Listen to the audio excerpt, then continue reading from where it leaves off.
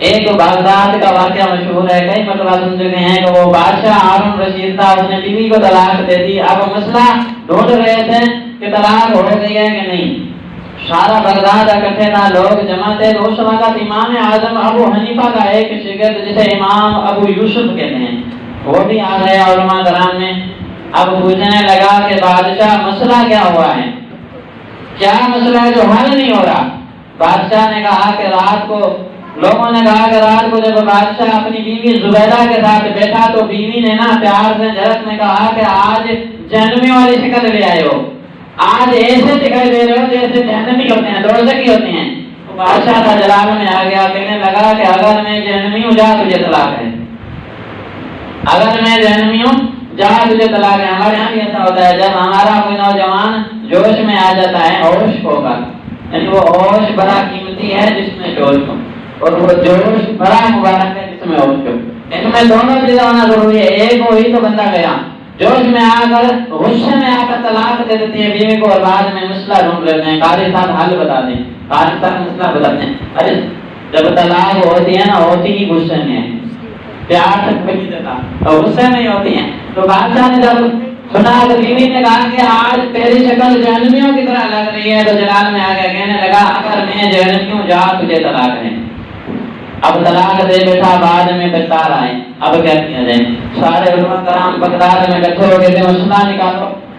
اب امام ابو یوسف نے کہا کہ میں جواب دیتا ہوں۔ کم سن عمر کی امام اعظم ابو حنیفہ کا شاگرد داخلہ ہو گیا، کہنے لگا کہ میں جواب دیتا ہوں۔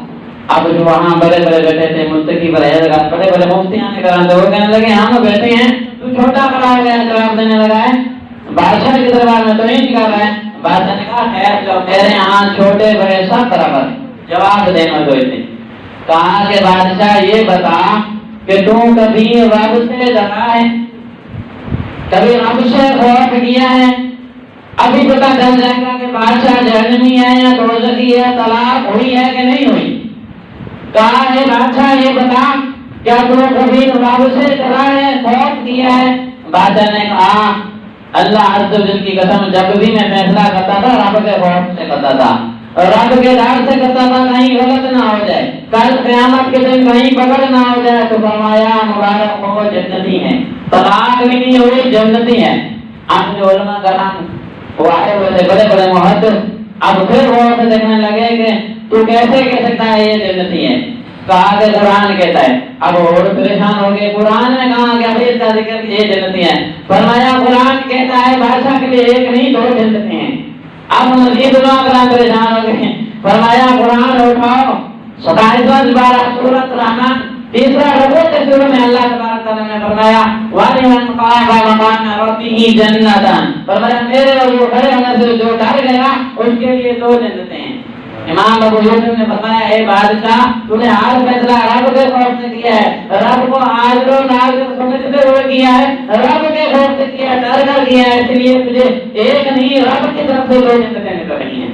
فرمایا جا یہ مبارک ہو۔ جب یہ کہا تو پورے بغداد میں خوشیاں ہو گئی کہ وہ آ کے ہی ثابت ہو گیا کہ بادشاہ بھی جنتی ہے، نکاح بھی سلامت ہے، طلاق نہیں ہوئی۔